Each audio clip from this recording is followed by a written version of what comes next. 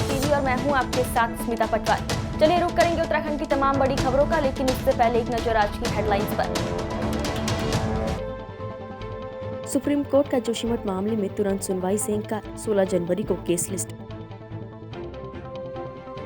कांग्रेस 26 जनवरी से शुरू करेगी हाथ से हाथ जोड़ो यात्रा, पार्टी पदाधिकारियों के साथ बैठक कर बनाई रूपरेखा। रामनगर में अघोषित विद्युत कटौती के खिलाफ कांग्रेस कार्यकर्ताओं ने प्रदेश सरकार के खिलाफ किया प्रदर्शन।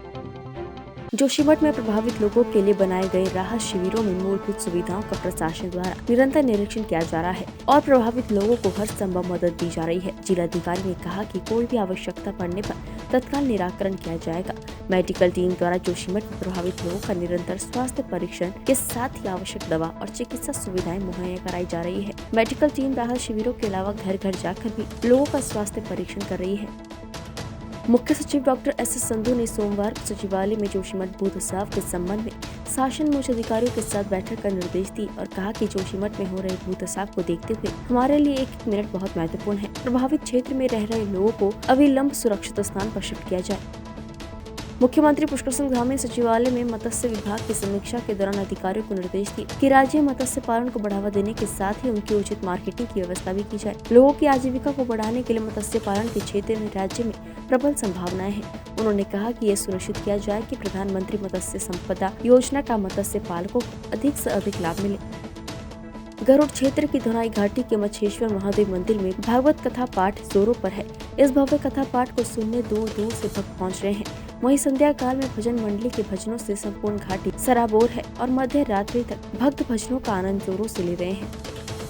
उत्तराखंड में कांग्रेस पार्टी 26 जनवरी से हाथ जोड़ो यात्रा शुरू करने जा रही है। इसके लिए डोईवाला के जोलीग्रांट में कोटद्वार के पूर्व विधायक शैलेंद्र सिंह रावत की अध्यक्षता में परवादून जिला कांग्रेस की बैठक आयोजित की गई। बैठक में परवादून जिला अध्यक्ष अश्वनी बहुगुणा, मनोज नौटियाल और हेमा पुरोहित के साथ दर्जनों पदाधिकारी और कार्यकर्ताओं ने हाथ से हाथ मिलाकर देश की एकता का संदेश देते हुए बैठक की शुरुआत की।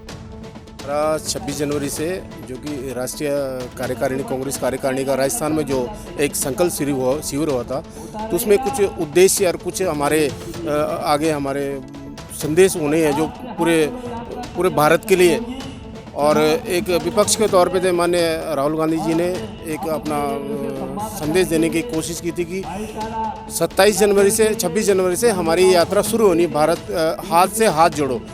हमने सभी धर्मों सभी संप्रदायों को और पूरे उत्तराखंड के अंदर एक बहुत बड़े लेवल पे इसको ले जाना है और प्रत्येक गांव, ब्लॉक, नगर कमेटी और जिले की कमेटियां इसमें सहयोग कर रही हैं। हमारे प्रत्येक गांव से ये हाथ से हाथ जोड़ो का प्रोग्राम शुरू किया जाए। राहुल जी की भारत जोड़ो यात्रा है, उसमें पूरे कश्मीर से कन्याकुमारी तक यात्रा है, लेकिन गांव में अलग विधानसभा में अलग अलग विधानसभाओं में माननीय राहुल जी नहीं जा सकते, तो एक AICC से एक कार्यक्रम आया हुआ है, पूरा प्रदेश स्तर का है, पूरे देश स्तर का है कि हाथ से हाथ जोड़ो। इसके पीछे उद्देश्य ये था कि जैसे माननीय राहुल जी पद यात्रा में भारत जोड़ो यात्रा में निकल रहे हैं तो बहुत से लोग मिल रहे हैं, गांव के लोग मिल रहे हैं, अपने कार्यकर्ता मिल रहे हैं, पुराने जो कांग्रेसी विचारधारा के हैं वो मिल रहे हैं। तो ये हाथ से हाथ जोड़ो का भी उद्देश्य यही है कि हम बूथ स्तर तक जाकर विधानसभा से ब्लॉक स्तर से न्याय पंचायत स्तर से बूथ स्तर तक जाकर सब लोगों से संपर्क करें, संवाद करें, भाईचारा बनाएं, स्नेह बनाएं, उनके प्रति हमारी श्रद्धा हो। ये इस कार्यक्रम का उद्देश्य है। और जो भारतीय जनता पार्टी के एक जो प्रदेश कर्णप्रयाग नगर पालिका के अंतर्गत बहुगुणा नगर और अपर बाजार वार्ड के आपदा पीड़ितों ने अपर बाजार में सांकेतिक जाम लगाकर प्रदेश सरकार के खिलाफ नारेबाजी की। प्रदर्शनकारियों ने सरकार पर आपदा पीड़ितों की अनदेखी का आरोप लगाते हुए चेतावनी दी कि यदि आपदा पीड़ितों की सुध नहीं ली गई तो आंदोलन किया जाएगा। उत्तराखंड के पहाड़ी हिस्सों में हो रहे भू धसाव से पहाड़ों के अस्तित्व पर दिनों दिन खतरे के बादल मंडराने लग गए हैं। जोशीमठ के बाद अब कर्णप्रयाग के बहुगुणा नगर के कई भवन भी भू धसाव से खतरे की जद में है। बहुगुणा नगर के 50 मकानों में बड़ी बड़ी दरारें पड़ने से लोग खौफ के साए में हैं, जिनमें से कई मकानों को छोड़कर लोग अन्यंत्र चले गए हैं। मैं आपके माध्यम सरकार को बोलना चाहता हूं कि 2010 में रामलला मैदान से लेकर मस्जिद मोहल्ले तक कम से कम 30 परिवारों को मकान खाली करने के निर्देश दिए गए थे। हम आपदाग्रस्त थे, लेकिन 2010 से 2023 के बीच 4 सरकारें आ गई और 9 मुख्यमंत्री आ गए हैं इस प्रदेश के अंदर, लेकिन आज तक हमारे सुध लेने वाला कोई भी नहीं है। मुझे लगता है कि यह जो प्रदेश है ये नेताओं के लिए नहीं बना हुआ है, आम जनमानस के लिए प्रदेश नहीं बना हुआ है। क्या चाहते हैं आप लोग? हम चाहते हैं कि इसमें तुरंत ट्रीटमेंट किया जाए। हमनान मंदिर से लेके और मस्जिद मोहल्ले के बीच अगर इसका उचित ट्रीटमेंट नहीं किया जाएगा तो मुझे लगता है कि आने वाले समय में कई मकान जमीजात हो जाएंगे और फिर सरकार होश में आएगी कि हमारे मकान लटक जाएंगे। मुझे लगता है कि तुरंत इसका ट्रीटमेंट सरकार को तुरंत कर देना चाहिए। पिछले 20 वर्षों से हमारी सरकारों से ये मांगे रही है कि रामलीला मंच से लेकर के और आपके मस्जिद मोहल्ले तक पूरा उत्तर बाजार खतरे की जद में है, लेकिन सरकारों ने इस तरफ कोई ध्यान नहीं दिया है। 2010 में सरकार के द्वारा जो है प्रशासन के द्वारा नोटिस दिए गए थे कि आप लोगों को अपने घर खाली करने हैं, लेकिन उसके बावजूद भी आज तक जो है इसमें आगे कोई कार्यवाही नहीं की गई। अब क्या मांगे आप लोगों की? अगर शीघ्रता से सरकार के द्वारा ऊपर बाजार को बचाने के लिए पुनर्वास या स्थापन के लिए कोई कार्रवाई नहीं की जाती है तो हम लोग एक बड़े आंदोलन के लिए मजबूर होंगे। पिछले कई दिनों से रामनगर में हो रही बिजली की अघोषित कटौती के खिलाफ कांग्रेस कार्यकर्ताओं ने पार्टी के वरिष्ठ नेता और पूर्व विधायक रणजीत सिंह रावत के नेतृत्व में प्रदेश सरकार और बिजली विभाग के खिलाफ नारेबाजी करते हुए विद्युत कार्यालय पहुंचकर अधिशासी अभियंता बेगराज सिंह के माध्यम से प्रदेश के मुख्यमंत्री को ज्ञापन भेजा। पूर्व विधायक रणजीत सिंह रावत ने कहा कि ऊर्जा प्रदेश कहे जाने वाला उत्तराखंड आज बिजली जैसे गंभीर संकट से जूझ रहा है। देखिए, पूरा उत्तर भारत भयंकर शीतलहर की चपेट में है और रामनगर में भी आज कई दिनों बाद भाबर में जो है धूप देखने को मिल रही है। यहाँ शहर में तो आ जा रही है, ऊपर ढिकली से ऊपर को रोज ही है, लेकिन भावर अगर गांव में आप जाएंगे तो धूप कोहरा है, भयंकर शीतलहर चल रही है और सरकार ने बिजली कटौती का कोई रोस्टर जारी नहीं किया है। सरकार से पूछो तो सरकार कहती है कोई कटौती प्रदेश में बिजली की नहीं है, लेकिन बिजली दी नहीं जा रही है, अघोषित कटौती की जा रही है। अधिकारियों से पूछो तो वो कहते हैं साहब आदेश लिखित में नहीं है, फ़ोन पे कहा जा रहा है कि बिजली काटो और बिजली हमारे पास है नहीं। मैं कहना चाहता हूँ जब सरकार कम दाम में बिजली खरीद रही है और अधिक दाम में बिजली बेच रही है तो उसके बावजूद जो है बिजली देने में सरकार को क्या दिक्कत है। आज जो उद्योग वैसे तो उद्योग धंधे चौपट हैं, खुद सरकार की रिपोर्ट पिछले महीने की कह रही है कि औद्योगिक उत्पादन सिर्फ 4% हुआ है। तो उसके बाद भी जो आंशिक रूप से चल रहे हैं या खासतौर पे इस क्षेत्र में जो कृषि आधारित उद्योग हैं, आटा है, चावल बनाने के यूनिटें हैं आटे की, या दूसरे लोगों ने किसी ने मुर्गी पालन कर रखा है, गाय पालन कर रखा है। आजकल हर जानवर के लिए हीटिंग सिस्टम लगाना पड़ रहा है। मेरे पास खुद जो है गाय भी हैं, बकरियां भी हैं, मुर्गी भी हैं, मछलियां भी हैं। मछलियों का रोज़ पानी बदलना पड़ रहा है, नहीं तो वो मर जा रही हैं। और मुर्गियों में, बटेर में, बकरियों में, गायों में, सब में हीटर लगाने पड़ रहे हैं, सिगड़ी जलानी पड़ रही है। बड़ी मुश्किल से जो है सर्वाइवल जानवर का हो पा रहा है। ऐसे में अगर बिजली नहीं आएगी तो किसान कैसे सर्वाइव करेगा, अपने जानवरों को, अपने परिवार को कैसे बचाएगा।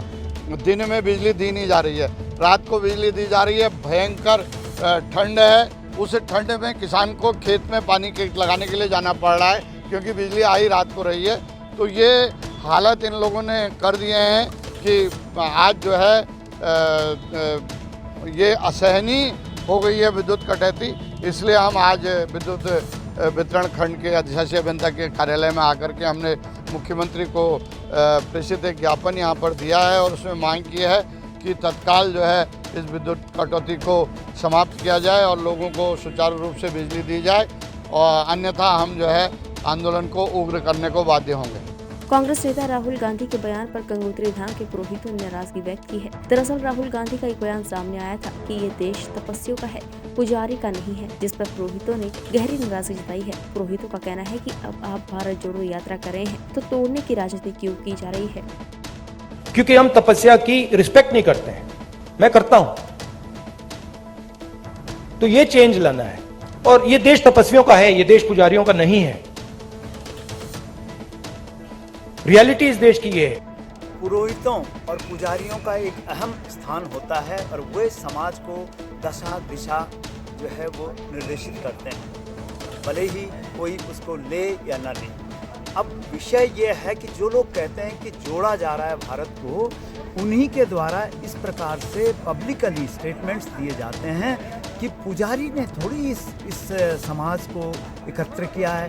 पुजारी के अगेंस्ट में समाज में किसी प्रकार की भ्रांतियाँ जो कि मंचों से बोली जा रही हैं वो निंदनीय है। और मैं तो कहूँगा कि जो अहम पदों पे रहे हैं और किसी पार्टी पॉलिटिक्स के अहम पदों पर हैं, उन्हें इस प्रकार की अशोभनीय बातें समाज में फैलाने की जो है वो कतई भी चेष्टा नहीं करनी चाहिए। आप सीधे राहुल गांधी जो कि कांग्रेस पार्टी के हैं उनके द्वारा यह बोला गया है। किनके द्वारा? किसके लिए बोला गया है? ये पुजारियों के लिए। किसने बोला है? श्री राजीव गांधी के पुत्र राहुल गांधी। क्या बोला? क्या शब्दों का प्रयोग किया? उन्होंने ये शब्दों का प्रयोग किया है कि पुजारियों ने यहाँ के लिए कुछ नहीं किया गया। ये जो भारतवर्ष है इसमें तपस्वी और कई चीज़ें उन्होंने ऐसे शब्द बोले हैं। तपस्वियों पे भी उन्होंने कमेंट किया और पुजारियों पे बोला कि ये देश पुजारियों का नहीं है। पुजारियों को एक किस्म से जब जोड़ो यात्रा चल रही है तो पुजारियों को आप क्यों बेवजह जो है वो कमेंट कर रहे हैं। रामनगर पहुंचे अंतर्राष्ट्रीय हिंदू परिषद के राष्ट्रीय अध्यक्ष प्रवीण तोगड़िया ने रामनगर के एक निजी बैंकेट हॉल में एक सभा को संबोधित किया, जहां उन्होंने जोशीमठ में भूत स्राव का सबसे बड़ा कारण पर्यावरण की चिंता न करते हुए विकास को बताया। उन्होंने कहा कि विकास भी होना चाहिए और पर्यावरण बचाना चाहिए। वहीं उन्होंने बड़ा बयान देते हुए कहा कि पूरे देश में हिंदू सुरक्षित नहीं है, इसलिए पूरे देश में हिंदुओं को जगाने के लिए घूम रहे हैं। मेरा स्पष्ट मानना है कि हिंदू खतरे में है।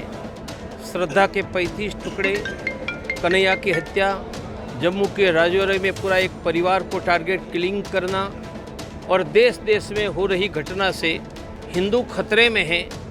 हमने तय किया है कि हम हिंदुओं को सुरक्षित बनाएंगे, इसलिए हमारी योजना है एक तो करोड़ों हिंदुओं को नंबर देकर 24 घंटे की हेल्पलाइन, हिंदू हेल्पलाइन, ये प्रत्येक हिंदू को कठिनाई में मदद करेगी। हम गरीब हिंदू के बेटा बेटी जेल में है तो मुफ्त में एडवोकेट देकर जमानत करवाएंगे। एक हिंदू की समस्या के लिए 100-500 लाखों लोगों को खड़ा करेंगे।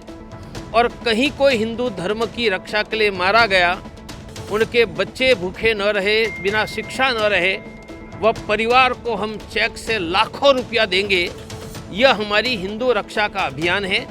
सरकार से हम जनसंख्या नियंत्रण का कानून, समान कानून, नागरिक कानून और इजराइल की भांति जिहादी आतंकवाद के विरुद्ध युद्ध करना और देश के संविधान में परिवर्तन करके संवैधानिक पद पर हिंदू ही रहे, यह हमारी हिंदू सुरक्षा की योजना है।